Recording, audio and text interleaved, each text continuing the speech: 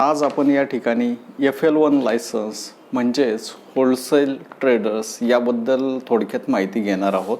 Wholesale traders म्हणजे काय आणि होलसेल ट्रेडर्ससाठी काय काय आवश्यकता असते त्याबद्दल आपण या ठिकाणी. होलसेल ट्रेडर्ससाठी पहिल्यांदा आपल्याला गोडाऊनची गरज असते. माल ठेवण्यासाठी किंवा तो व्यवस्थितरित्या कसा जतन होईल त्यासाठी मध्यपेट्या आपण त्या ठिकाणी ठेवत असतो. त्यासाठी असणारं त्यांना आवश्यक असणारं वातावरण किंवा त्यांची काळजी घेण्यासाठी किंवा त्यांची निगा राखण्यासाठी ज्या पद्धतीने रॅक सिस्टीम असती म्हणजे मांडणी असती, त्या मांडणीवरती ते मध्य वगैरे त्याच्या पेट्या ठेवल्या जातात. त्यासाठी त्याची आवश्यक ती रचना आणि वातावरण ह्या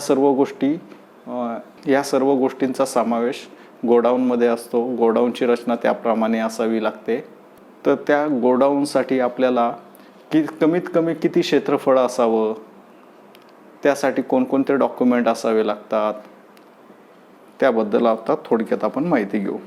ट्रेड रजिस्ट्रेशन. ज्यावेळेस आपल्याला गोडाऊन आपण बांधकाम करतो किंवा गोडाऊन विकत घेतो किंवा ज्या ठिकाणी आपण बांधकाम करणार आहोत त्या ठिकाणी आपल्याला ट्रेड रजिस्ट्रेशन सर्टिफिकेट घ्यावं लागतं.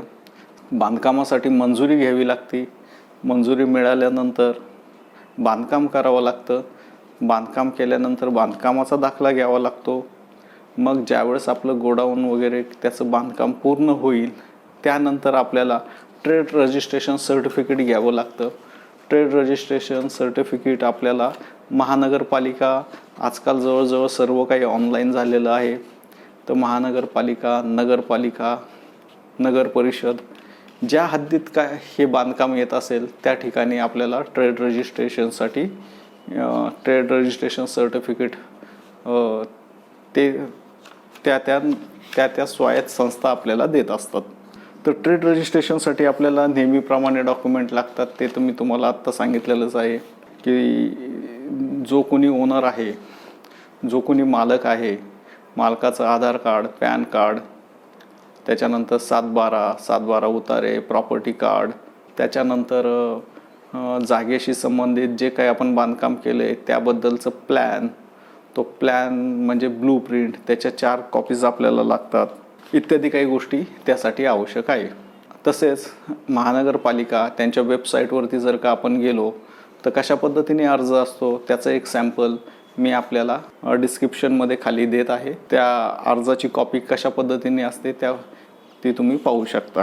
तर ट्रेड रजिस्ट्रेशन म्हणजे व्यवसाय साठा परवाना हा मिळाल्यानंतर आपल्याला त्यानंतर अजून दुसरी एक महत्त्वाची गोष्ट आहे ती आपल्याला concern letters of liquor manufacturing company. ज्या कंपन्या लिक्विअर मॅन्युफॅक्चरिंग करतात म्हणजे मद्यनिर्मिती करतात त्या कंपन्यांकडून संबंधित ज्या कोणी व्यक्तीला हे जे लायसन्स काढायचं आहे, FL1 लायसन्स काढायचं आहे, त्या म्हणजेच ordinary trade and import licence to removal from custom frontier and for import and vend of foreign liquor portable including Indian made liquor portable ह्या प्रकारचं ते आपल्याला पत्र देतात. म्हणजे थोडक्यात consent letter of liquor manufacturing PLL to appointment applicants firm as an authorise wine spirit wholesaler. अशा पद्धतीचं आपल्याला ते कंपनी पत्र देत असते.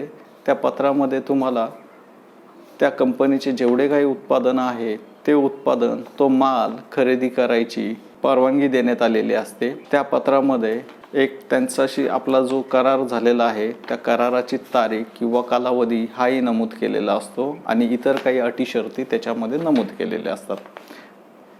थोडक्यात त्या कंपनीचं कन्सर्न लेटर आपल्याला मिळाल्यानंतर आपण त्यांच्याकडून माल विकत घेऊ शकतो. तर त्या लेटरची एक आपल्याला कॉपी लागते. दुसरं, आपण जो काही अर्ज करणार आहे FL1 साठी जो काही अर्ज करणार आहे तर तो अर्ज ऑनलाईन करायची प्रोसिजर आहे. त्याच्यामध्ये जो कोणी व्यक्ती होलसेलर होऊ इच्छितो त्याचे काही डॉक्युमेंट्स असतात. त्यापैकी आपण महत्त्वाचे डॉक्युमेंट या ठिकाणी पाहूया. प्रिमायसेस डिटेल म्हणजे त्या जागेशी संबंधित असलेले कागदपत्रांची detail. Documents of ownership, document related to place और प्रॉपर्टी, सातबारा of the property, property card for local self government bodies wherever relevant, property card from local self government bodies wherever relevant, on lease agreement, जर का भाडे करार असेल तर lease agreement, सातबारा of the property, NOC of owner of liquor business. जर का तुम्ही गोडाऊन भाड्याने घेणार असाल तर मालकाची NOC घ्यावी लागते. Register copy of lease agreement, rent agreement, भाडे कराराची एक कॉपी लागते. हे ॲग्रीमेंट आहे, हे गव्हर्नमेंट रजिस्ट्रेशन केलेलं असावं. Plan of the proposed premises showing following detail, proposed warehouse blueprint 4 copies, detailed plan of purpose license premises, location, site plan, schedule of area, license type, trade name under which applicant wish to operate his business. त्याच्यानंतर महानगरपालिकेच्या एरियामध्ये जर का तुमचं godown वगैरे येत असेल तर तुम्हाला NOCची आवश्यकता नाही. नगरपालिका असेल तर तुम्हाला NOC घ्यावी लागेल, म्हणजे व्यवसायासाठी NOC.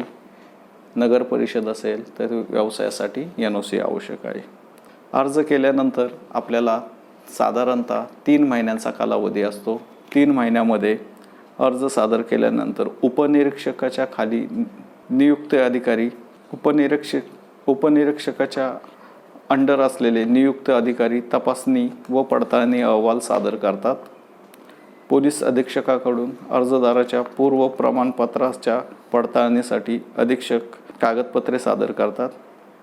छाननी पत्रकानुसार अधीक्षक अहवाल तपासून घेतात आणि जर त्याला काही त्याच्यात हरकत असेल त्या एरियातील उपनिरीक्षकाच्या खाली नियुक्त असलेले अधिकारी तपासणी व पडताळणी अहवाल सादर करतात. म्हणजेच तुमचा जो एरिया आहे तर पोलीस अधीक्षकांकडून किंवा त्यांच्या अंडर असलेल्या उपनिरीक्षक, निरीक्षक ह्या पदावर असलेली व्यक्ती तुमच्या व्यवसायासंबंधित ती जागा, लोकेशन आणि इतर काही गोष्टी, कायदा व सुव्यवस्था याचा सारासार विचार करून त्यासाठी ती जागा योग्य आहे का याबद्दलचा अहवाल राज्य उत्पादन शुल्कला सादर करतात. सर्व कागदपत्रांची पूर्तता पूर्ण झाल्यानंतर जे काही लायसन्स फी म्हणजे परवाना शुल्क भरण्याची संदर्भात अर्जदाराला माहिती दिली जाते.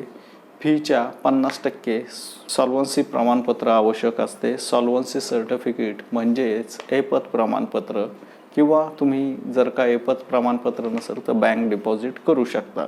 जी काही लायसन्स फी होईल तिच्या 50% म्हणजे 50% ही किंवा बँक डिपॉझिटची रक्कम असते. सदरचे सॉल्व्हन्सी प्रमाणपत्र हे तहसीलदारांकडून दिले जाते.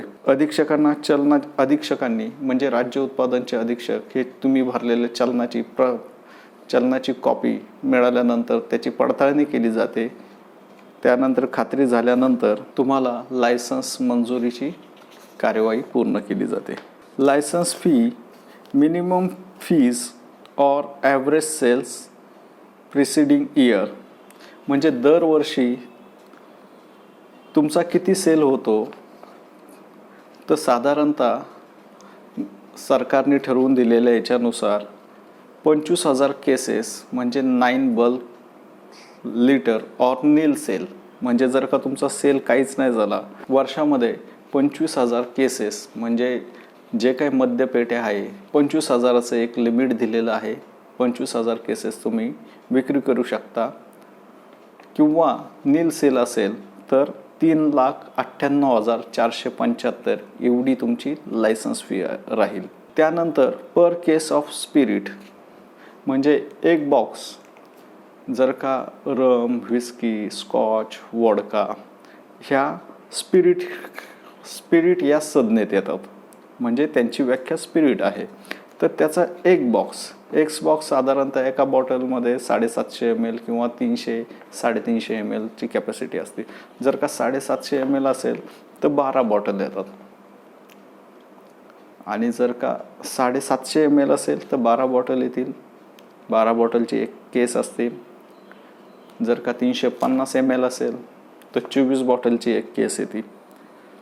तर स्पिरिटसाठी साधारणतः एका केस मागे 13.60 पैसे म्हणजे 13 रुपये 60 पैसे म्हणजे राऊंडअपमध्ये 14 रुपये जातात. पर केस ऑफ वाईन या ठिकाणी तुम्हाला वाईनसाठी 6 रुपये 70 पैसे म्हणजे राऊंडअपमध्ये 7 रुपये जातात पर केस मागे. Per case of beer and mild liquor, mild लिक्विअरमध्ये बियर येतात तर त्याच्यामध्ये बियर आणि माइल्ड लिक्विअरमध्ये 4 रुपये पर केसमध्ये एवढा हिशोब असतो. तर अशा पद्धतीने तुमच्या कोणत्या प्रकारचं तुम्ही लिक्विअर तुम्ही सेल करता, बॉक्स टू बॉक्स विक्री करायची असते तर त्या ठिकाणी तुमच्या स्पिरिट, वाईन आणि माइल्ड लिक्विअर किंवा बियर ह्याच्या टाईपवरती ते अवलंबून असतं. त्यानुसार त्याचे स्टेट एक्साईज ड्युटी लावली जाते. आता याच्यामध्ये हे होलसेल व्यापारी आहेत, हे कुणाकुणाला माल विकू शकतात. तर हे होलसेल व्यापारी wine shoppe, beer shoppe, permit room, bar, restaurant, club यांना माल प्रोव्हाइड करतात. तर अशा पद्धतीची ही माहिती आहे. आपल्याला आवडली तर शेअर करा, सबस्क्राईब करा. त्यामुळं आम्हाला आमचा उत्साह वाढतो आणि आमची काम करण्याची उमेद वाढते. धन्यवाद.